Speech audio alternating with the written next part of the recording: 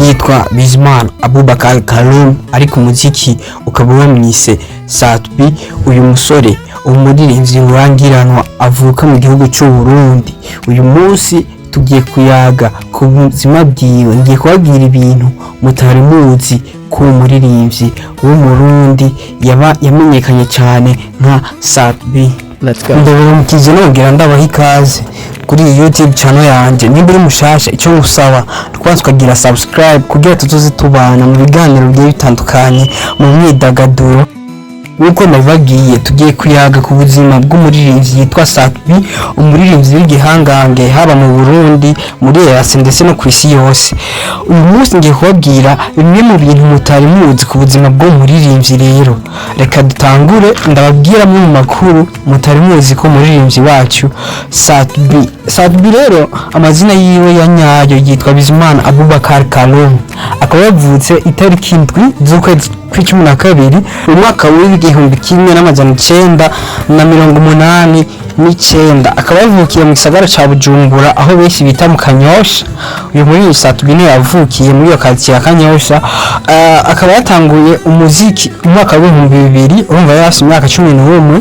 Icyo gihe yari ari mu mugwi waririmba hip hop. Sat-B yagiye atanguye akora hip hop, yaririmba mu mugwi witwa Wanaveski Kosi. Abantu benshi bakurikiranye umuziki kera umugwi bari bawuzi. Mu nyuma Sat-B niwe yaciye atangura kuyikorana, atangura gukora umuziki ku giti ciwe. Aho hari mu mwaka wa 2009 niho yatangura kuririmba, ndetse mu mwaka wa 2010 niho yaciye atangura gusohora indirimbo yiwe ya mbere. Iyi ndirimbo mwakunze muri benshi, yanatumye benshi mumumenya, indirimbo yitwa Inkuru y'Ukuri. Ndetse mu mwaka wa 2010 niho yaciye akorana album yiwe ya mbere. Reka turabe indirimbo zimwe zari zigize iyo album. Iyo album yayitiriye Inkuru y'Ukuri nyene, ikaba yari indirimbo nka Afisa Amanyama, Abasutwa, Signorita, Inkuru y'Ukuri. Izo ni indirimbo zimwe mwagiye mukunda, abantu mwatanguye umuziki, abantu mwatanguye gukurikirana umuziki kera.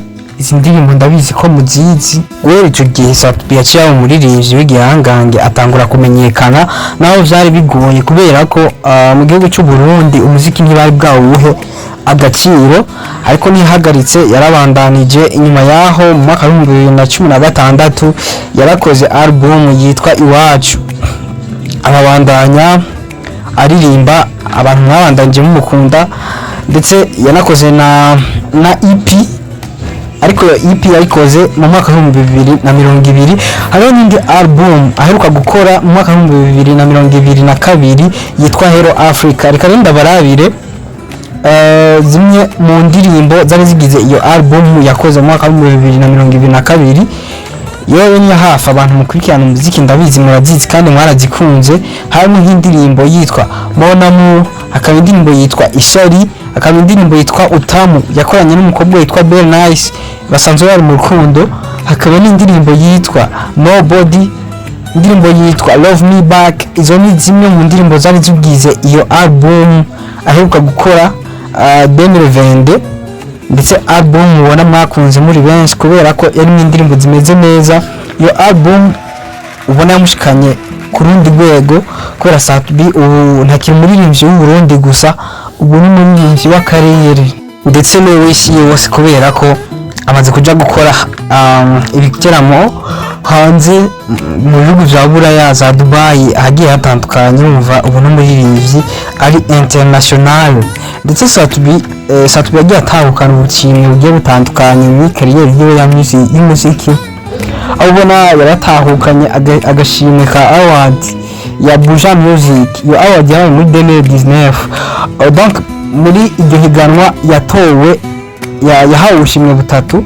Akambere kari Best Male Artist, ni kuvuga umuririmbyi w'umugabo yigenjeje neza.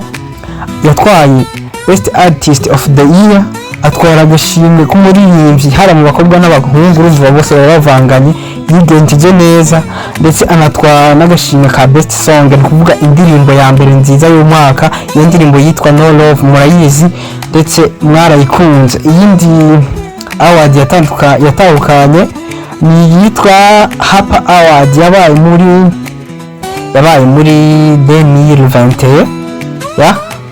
yaciye atahukana agashimwe ka Best Independent Traditional Music. Iyindi award Sat-B amaze gutandukana ni yitwa AJS Award. Icyo gihe yari yatwaye indirimbo yiwe yitwa Beautiful, indirimbo yari yakoranye na Meddy, indirimbo mwakunze, indirimbo twakunze turi benshi. Ugiye kuraba no ku rubuga rwa YouTube yiwe urabona ko ariyo ndirimbo iri hejuru y'izindi ku majus. Mu kuvuga Sat-B yagize urugendo rurerure rw'umuziki, yavuye kure ariko ubu ni umuririmbyi mwiza ateye imbere, ndetse twavuga ko ari king w'umuziki mu Burundi.